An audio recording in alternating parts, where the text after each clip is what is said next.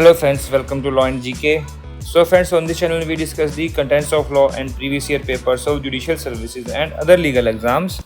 And friends, in today's video we are going to discuss the Commercial Courts Act 2015. देखिए, this is also a part of the syllabus for pre-examination of DJS. And other states में भी आता है, जैसे कि तमिलनाडु हो गया, पुडुचेरी हो गया, वहाँ पर भी इसके क्वेश्चंस आते हैं. तो it is very beneficial for you.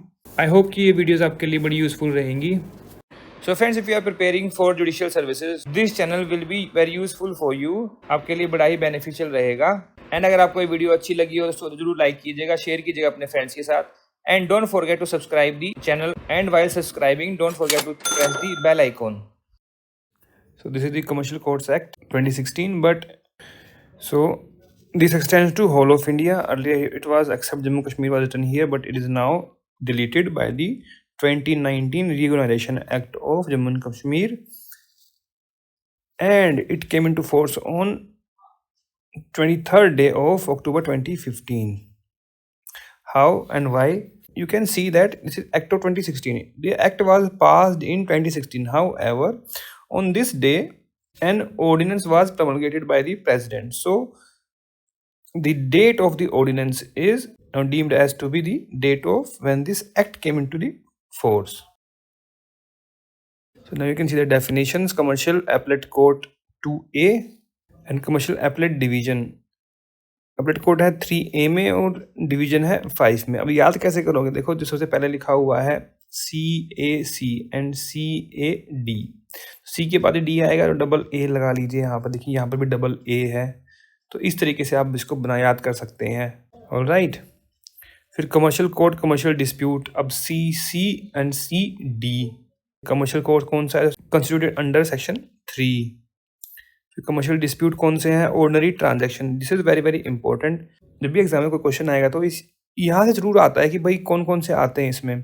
तो ordinary transaction of merchant, bankers, financial traders, ठीक है, एक्सपोर्ट इम्पोर्ट, एडमिरल्टी, मैरिटाइम. फिर transaction relating to aircraft, engine, equipments, carriage of goods.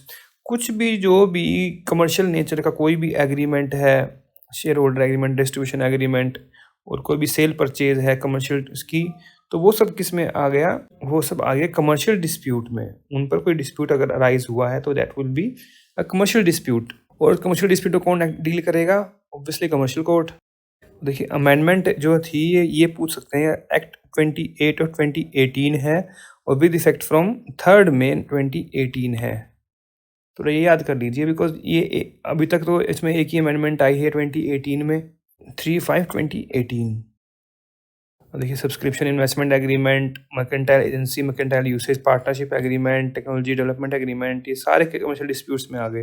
Agreement for sale of goods, provision of services, insurance, re insurance, exploration of oil and gas reserve, सब आ गया उसमें. Explanation देखिए, this is important. अब जहाँ पर भी मैं, as I mention in my previous videos, की I will mark a Q means question. That means this provision is important and question can come from here, very much expected. तो आप जहाँ भी मैं क्यू मार्क करूँ वहाँ पर जो है लगा लीजिए आप. डेफिनेशन है, तीनों ही बड़ी इंपॉर्टेंट हैं.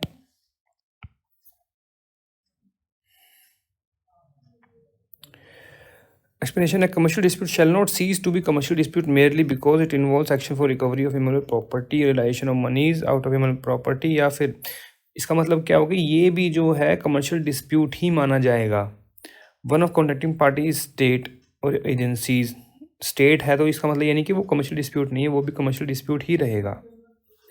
अब आया commercial division. कौन सी है? इन्हें high court constituted under section 4. District जज जो कि आर्टिकल 236 के अकॉर्डिंग जो है अपॉइंट किए गए. फिर डॉक्यूमेंट की डेफिनेशन और कहाँ पर दी हुई है? आईपीसी में, एविडेंस एक्ट में, और यहाँ पर दे दी है डेफिनेशन. तो वही सेम ही है. Means matter express, describe upon substance, means of letter, ये पता ही है आपको, है ना? वही सेम चीज़ है. Figure marks electronic means by more than one of those means intended to be used which may be used for the purpose of recording that matter. जो भी चीज़ आप रिकॉर्ड कर रहे हैं, ठीक है ना, किसी भी सब्सटेंस लेटर पर, मान लो आप स्टोन पे लिख रहे हैं या फिर पेपर पे लिख रहे हैं, that would cover under the document. फिर नोटिफिकेशन आ गया. specified schedule not important, specified value very very important, these are very important. कितनी है स्पेसिफाइड वैल्यू? देखिए सेक्शन 2I है और which shall not be less than 3 lakh rupees. पहले 1 करोड़ था, 1 करोड़ से ऊपर के जो थे वही कमर्शियल डिस्प्यूट होते थे, लेकिन अब जो है इसको 3 लाख कर दिया गया है। अब इसका पूरा प्रोसेस समझिए कि how a commercial dispute is handled. देखिए कोई भी कमर्शियल डिस्प्यूट अराइज हुआ as per the provision of section C, definition कहाँ है? 2C में ही है, ये देखिए 2C mark big question mark ही है ना। तो वो कहाँ पर जाएगा? पहले वो जाएगा कमर्शियल कोर्ट में, और उस and what is the constitution of commercial court, वो लिखा हुआ सेक्शन 3 में। कॉन्स्टिट्यूट कौन करेगा? State government obviously in consultation with high court. This is question, who will set up A commercial court?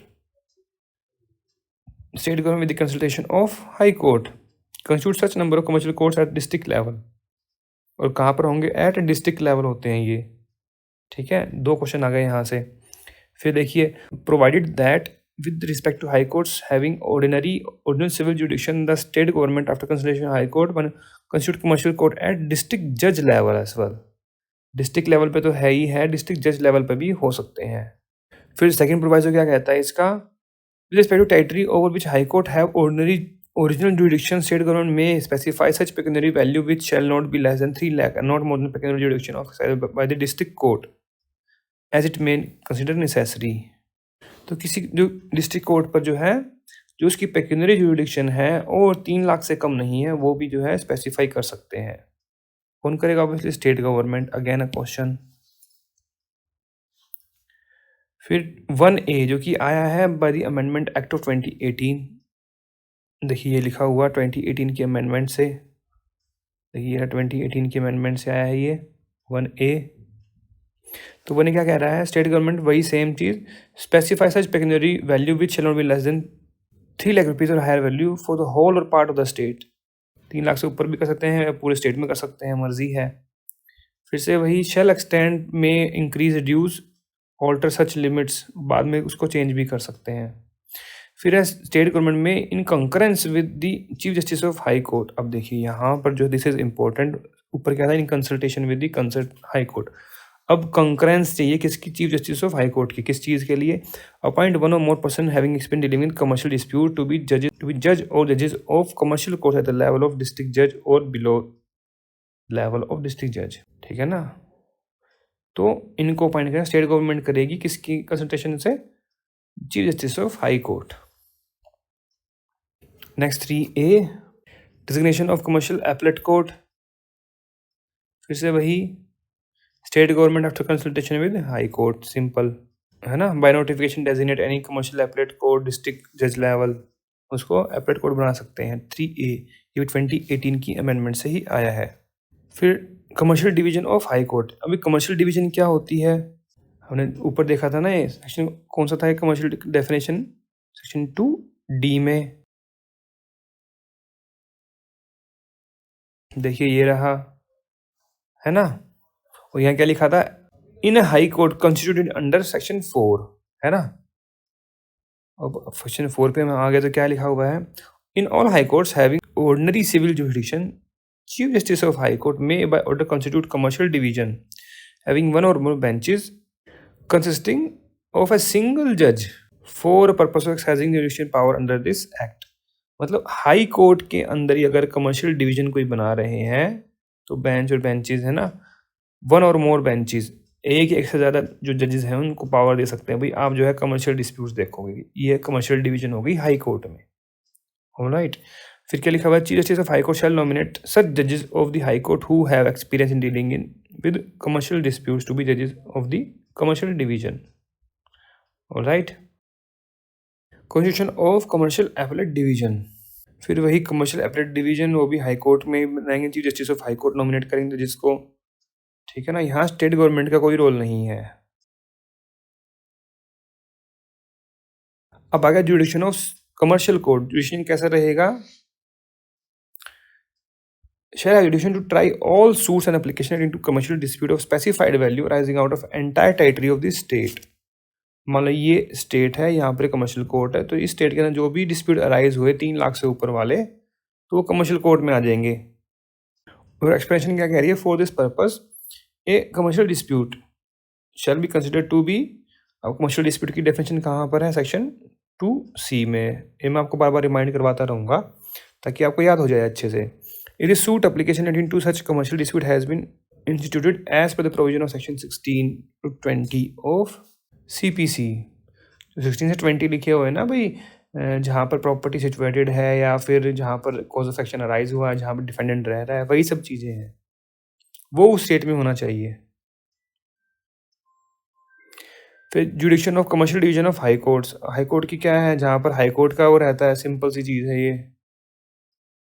देखिए ये लिखा हुआ ना, dispute specified when in a high court having ordinary civil jurisdiction shall be heard disposed by the commercial division of that high court, or provided that all suit application relating to commercial disputes stipulation by an act to lie in court not inferior to a district court and filed pending in original side of the high court shall be heard and disposed of by the commercial division of high court।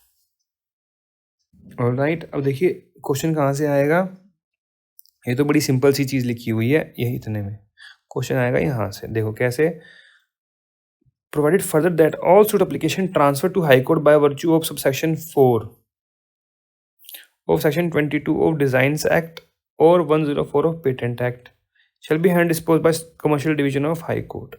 अब यही पूछ लेंगे कि भाई section 22 of design act और 104 of patent act जो है कौन डिस्पोज ऑफ करेगा।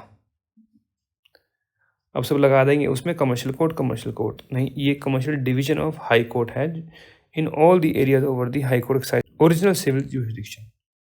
अब देखिए ये जो चीज़ लिखी हुई है ना, ऑर्डिनरी ओरिजिनल सिविल ज्यूरिडिक्शन, आपने इसी को ही टिक करना। हो सकता है कि यहाँ पर ऑर्डिनरी जुडिक्शन लिख दें या फिर सिविल जुडिक्शन लिख दें, ऐसा कर दे तो ओ याद कर लीजिए, OOCD ऐसे याद कर लो आप, OOCD।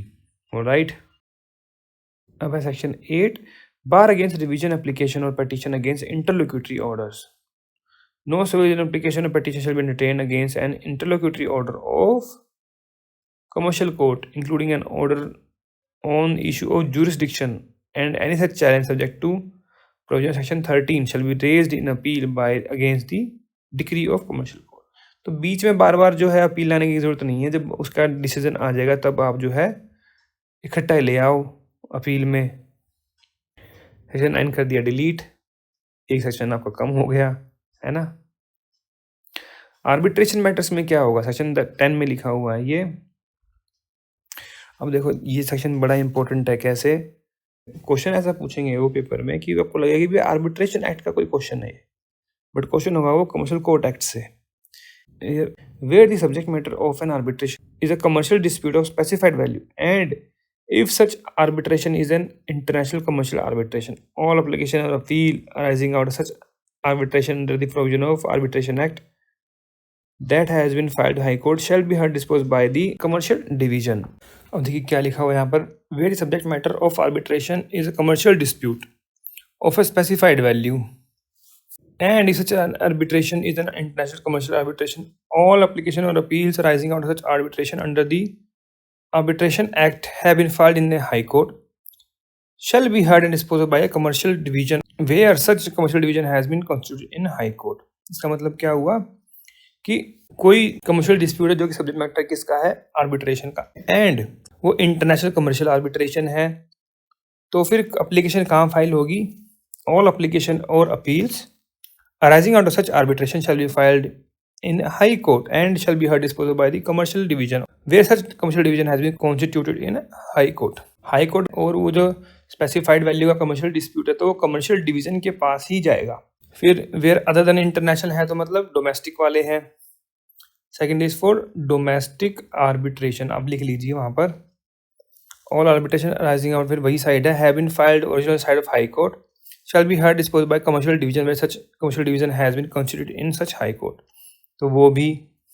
And where other than international commercial arbitration all application arising out under the provision of arbitration act that would ordinary lie before any principal civil court of original jurisdiction in district not being high court, तो कहाँ पर file होगा फिर वो commercial court में exercising territorial jurisdiction over such arbitration where commercial court has been constituted। अगर normal case में है, मान लो कि देखिए इसमें 3 चीज़ें हैं। अब मैं यहाँ देखिए बना देता हूँ आपके लिए। मैटर किसका है? आर्बिट्रेशन का। 3 बातें हो जाएंगी, या तो फिर इंटरनेशनल कमर्शियल डिस्प्यूट है तो जाएगा हाई कोर्ट कमर्शियल डिवीजन के पास, ठीक है। वो नहीं है, इंटरनेशनल नहीं है बट डोमेस्टिक है, बट ऐसा है कि जो हाई कोर्ट के पास जाता है, जाना चाहिए, तो वो भी कमर्शियल डिवीजन ही देखेगी। अब डोमेस्टिक आर्बिट्रेशन है, ठीक है, कमर्शियल डिस्प्यूट है और हाई कोर्ट का मैटर नहीं है, तो किसके पास जाएगा? Commercial court of that district, principal civil court.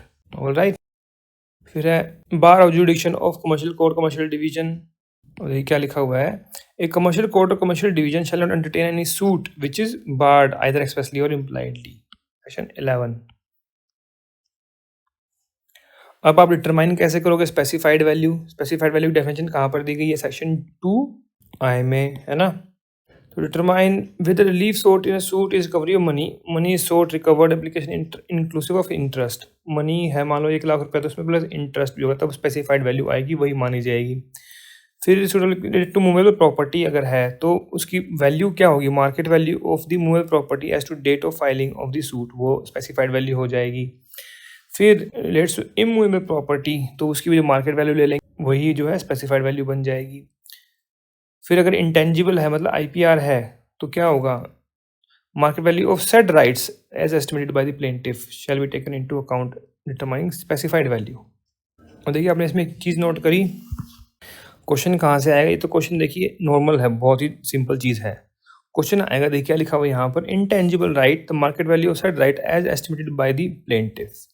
और वहाँ पूछ लेंगे estimated by the defendant, plaintiff और अदर पर्सन, थर्ड पार्टी, इस टाइप के क्वेश्चन आते हैं, तो this is very very important. अब aggregate value of the claim और counter claim if any set out in the statement of claim in an arbitration of commercial dispute shall be the basis of determining whether such arbitration is subject to jurisdiction of commercial division। तो value को लेंगे, अगर arbitration का matter है तो कोई appeal नहीं होगी, कोई सिविल रिवीजन नहीं होगी। shall lie from an order of commercial division or commercial court finding that it has jurisdiction to hear the commercial dispute on the matter of jurisdiction there shall be no appeal or civil revision। okay, now chapter 3A ये add किया गया by the amendment of 2018। क्या है ये? Pre institution mediation. देखिए कोई भी जब कमर्शियल डिस्प्यूट में कोई सूट फाइल करना है तो उससे पहले क्या करना पड़ेगा? आपको प्री मीडिएशन करवाना पड़ता है एक, ठीक है। ए suit which does not contemplate any urgent interim relief shell not B instituted unless the plaintiff exhaust the remedy of pre institution mediation in accordance with such manner procedure prescribed by the rules by central government. और जो process को complete करना है with in 3 months। Question है ना। Further extension मिल सकती है for period of 2 months। अगर वो सेटलमेंट हो जाती है तो उसको राइटिंग में लिख देंगे, साइन कर देंगी पार्टीज और डिस्प्यूट एंड मीडिएटर। और देखिए अपील चैप्टर 4 में, तो कोई कमर्शियल डिस्प्यूट था जो कि कमर्शियल कोर्ट है below the level of district जज, तो किसके पास अपील जाएगी? कमर्शियल एपलेट कोर्ट के पास विद इन 60 days, ठीक है। फिर whether person agreed judgment at the level of district judge exercising original jurisdiction or the case may be commercial division of high court, तो क्या है? तो कमर्शियल एपलेट डिवीजन के पास जाएगी विद इन 60 days। अब क्वेश्चन आ जाए कि भाई कमर्शियल कोर्ट का डिसीजन है जो कि डिस्ट्रिक्ट जज जो है वो हैंडल कर रहा था, ठीक है। एक डिस्ट्रिक्ट स्पेशल जज अपॉइंट कर दिया एज ए जज ऑफ कमर्शियल कोर्ट, ठीक है। उसकी अपील कहाँ जाएगी? कमर्शियल एपलेट कोर्ट में या फिर कमर्शियल एपलेट डिवीजन में विद इन 60 days। ऑलराइट। और appeal shall lie from such order passed by commercial court that are specifically noted under order 43 क्या है? Appeal from orders. और यहाँ लिख दिया इसके अलावा कोई भी अपील नहीं होगी except the LPA in high court जो होती है। फिर expeditious disposal within 6 months जो है डिस्प्यूट को विद इन 6 months जो है अपील को फाइनलाइज करना है। ट्रांसफर की पावर यदि 15 में। All suit application commercial dispute और स्पेसिफाइड वैल्यू कहाँ चले जाएंगे? वो कमर्शियल डिवीजन में चले जाएंगे, हाई कोर्ट में, ठीक है ना। और जहाँ कमर्शियल डिवीजन नहीं है, जहाँ कोर्ट है, वहाँ कोर्ट के पास चले जाएंगे, ये लिखा हुआ है यहाँ पे। Transfer of pending cases, arbitration का मैटर है कुछ, अब सूट्स एप्लीकेशन है वो कहाँ चले जाएंगे? अगर हाई कोर्ट में कमर्शियल डिवीजन का मैटर डिवीजन के पास चले जाएंगे, या फिर नॉर्मल मैटर है तो नॉर्मल कोर्ट कमर्शियल कोर्ट के पास ले जाएंगे ये। अब भाई चैप्टर 6 अमेंडमेंट कर दी कहाँ पर, सीपीसी में लिखा commercial division commercial court shall for the provision of CPC in trial of suit, और फिर where provision of rule of jurisdictional high court or any amendment to code by state government complete with the provision of CPC, CPC shall prevail over. Miscellaneous provisions आ गई है data के बारे में regarding number of suits, ये सब है जो shall be maintained and updated every month by each commercial court, commercial appellate court division or appellate division, shall be published on the website of high court. This is important, this is question here. कहाँ upload करेंगे? High court की website पे करेंगे। High court direction issue कर सकता है। Infrastructure facility किसने देनी है? स्टेट गवर्नमेंट ने। ट्रेनिंग और एजुकेशन किसने देनी करानी है? ये स्टेट गवर्नमेंट ने। सेंट्रल गवर्नमेंट रूल बना सकती है। कोई डिफ़िकल्टी है तो सेंट्रल गवर्नमेंट से पूछ लो। वो जो ऑर्डिनेंस था ये 2015 इज हेयर बाय रिपीट। और देखिए आ गया स्केड्यूल 4 सेक्शन 16। सेक्शन 16 क्या था? Amendment to CPC and all that, है ना। तो सीपीसी में क्या क्या है इन्होंने चेंज कर दिया। देखो ये जो है सेक्शन 26 है, वहाँ पर सेक्शन 2 ऐड कर दिया। The following provision shall be inserted, namely provided that such affidavit shall be in form manner prescribed under order 6 rule 15A। cost change हो गई यहाँ पर, देखिए cost shall mean reasonable cost for fee expenses, legal fees expenses, ठीक है ना। कौन decide करेगा? if court decides to make order on payment of cost, the unsuccessful party shall be ordered to pay the cost to successful party। ये यहाँ पर illustration लिखे हुए आप पढ़ सकते हैं, क्या क्या फैक्टर लेंगे कॉस्ट लगाते टाइम पर, वो सब लिखा हुआ है। और देखिए अमेंडमेंट कहाँ हुई है? ऑर्डर 5 रूल 1 में प्रोवाइजो पे है ना ये। Provided further that where the defendant fails to file written statement within the said period of 30 days, he shall be allowed to file written statement on such other day as may be specified by the court, but will shall not be later than 120 days from date of service of summons. On expiry of 120 days from the date of service of summons, defendant shall forfeit the right to file WS। और इसके बाद देखिए order 6 rule 3A forms of pleading, फिर 15A verification of pleading in commercial dispute. क्या लिखा हुआ है? Will be signed by the party by one of the parties by one person on behalf of any parties. फिर order 7 rule 2A डाल दिया वहाँ पर। फिर है ऑर्डर 11 डॉक्यूमेंट्स के बारे में है, disclosure and discovery of documents. चीज़ें वही हैं, सेम है। यहाँ देखिएगा इसमें सब रूल 4 में in case of urgent filing plaintiff seek to leave to rely additional document as a part of the about declaration और oath। तो क्या होगा? Plaintiff shall file such additional document in court within 30 days of filing the suit. 30 दिन के अंदर जो है कोई भी एडिशनल डॉक्यूमेंट है वो लेके आ जाना है। और देखिए 8 में क्या लिखा हुआ है? This document filed with WS और counter claim shall specify whether document in the power possession control custody of defendant are original office copies. और देखिए यहाँ पे लिखा हुआ है 10 में कि defendant shall not be allowed to rely on documents which were in the defendant's power possession control custody not disclose along with the written statement. तो रिटर्न स्टेटमेंट के साथ ही आपने जो है डॉक्यूमेंट्स की लिस्ट देनी है, अगर उस पर वो नहीं दी है तो बाद में अलाउ नहीं किया जाएगा।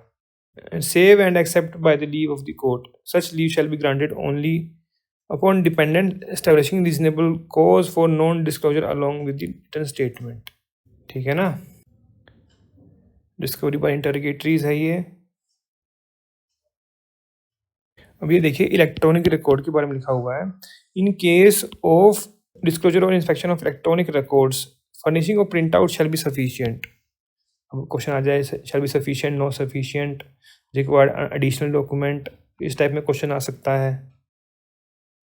फिर summary judgment, this order set out the procedure which may decide a claim pertaining to commercial dispute without recording oral evidence. देखो the applicant may apply for summary judgment at any time after summons has been served on defendant. Issues frame होने से पहले, मतलब summons के बाद और issues frame होने से पहले आप कभी भी जो है समरी जजमेंट के लिए एप्लीकेशन लगा सकते हैं, उसके बाद नहीं। फिर क्या लिखा हुआ देखिए यहाँ पर क्वेश्चन बन जाएगा ये, respondent may within 30 days of receipt of notice of application of summary judgment notice of hearing file a reply addressing the matter set forth. ठीक है ना, ये सब लिख देना उसने। All material facts, identify the points, state the reasons whether leave so shall not be granted, so and so. Time period is important in 30 days. अब आगे ये order 15A, this is important, case management hearing. अब ये क्या होती है? The court shall hold the first case management hearing not later than 4 weeks from the date of filing of affidavit, admission, denial of documents, all the parties. जब देखिए affidavit file हो गया तो उसके 4 वीक के अंदर, मतलब ऑलमोस्ट 1 मंथ, एक फर्स्ट केस मैनेजमेंट हियरिंग होगी, CMH। ठीक है, क्या ऑर्डर पास की जाएंगे? Once it find that there are issues of fact law required to be tried, the court may pass the order, frame the issues, listing the witnesses, fix the date by which affidavit shall be filed with the parties, on which evidence is to be taken, all that. Time limit कितनी है? Not later than 6 months from the date of first case management hearing, और date of basis चलेगी until cross examination of all witnesses complete। ठीक है, फिर adjournment हो सकती है। देखिए अब है ऑर्डर 18 में अमेंडमेंट, सब रूल जो लिखे हुए हैं 2 में 3ABC लिख दिया। क्या लिख दिया? Parties shall within 4 weeks of prior commencing of the oral argument submit concisely under the distinct heading written arguments in support of his case। फिर जो arguments have clearly indicate the law being cited in support of the argument, copy of written argument shall be furnished simultaneously to opposite party। The court may, after the conclusion of argument, permit the party to file a revised written argument within a period not more than 1 week after date of conclusion of arguments। अगर मान लो अपने addition लेके आना तो 1 हफ्ते का time period है, this is important, और उसमें कोई एडजमेंट नहीं दी जाएगी।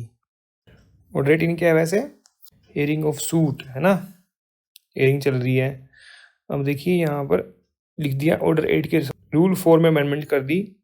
Affidavit evidence of all witness shall be filed simultaneously, एक साथ फाइल करेंगे। Shall not lead additional evidence by affidavit of any witness unless sufficient cause is made out। ठीक है, right to withdraw any of the affidavit, ये सब लिखा हुआ है। अब अमेंडमेंट इन ऑर्डर 19। ऑर्डर 19 क्या है? एफिडेविट्स। उसमें रूल 3 के बाद जो है रूल 4 ऐड कर दिया। क्या कहता है 4? कोर्ट में control evidence, regulate the evidence as to issues on which require evidence, है ना। फिर है रिडक्टिंग और रिजेक्टिंग एविडेंस, तो रिडक्ट भी कर सकते हैं। Format of guideline of affidavit of evidence, देखिए नीचे फॉर्मेट दिया हुआ है इसमें, देखिए लिखा हो ना, statement of truth. So this was commercial courts act from my side. If you have any questions kindly just right in the comment section. अगर आपको इसमें कोई कमी लगी हो, कोई सजेशन हो, कोई एडवाइस हो, कोई कमेंट्स हो, तो आप जो है कमेंट सेक्शन में जाकर भी लिख सकते हैं। We always appreciate your comments. And अगर आपको ये वीडियो अच्छी लगी और एफर्ट्स हमारे अच्छे लगे हो तो उसको जरूर लाइक कीजिएगा, शेयर कीजिएगा अपने फ्रेंड्स के साथ, so that they can come to know about our channel and वो भी बेनिफिट ले सकें। एंड अगर आपको हमारे एफर्ट्स अच्छे लगे हो तो in addition to like and subscribe kindly give us a super thanks. Super thanks is a way to appreciate the content creator. आप जो है जो भी कंटेंट बनाता है उसको अप्रिशिएट करने के लिए कोई भी अमाउंट जो है डोनेट कर सकते हैं। From minimum starts with 40 rupees and kindly give us a super thanks. So friends, thanks very much for watching this video. Thank you.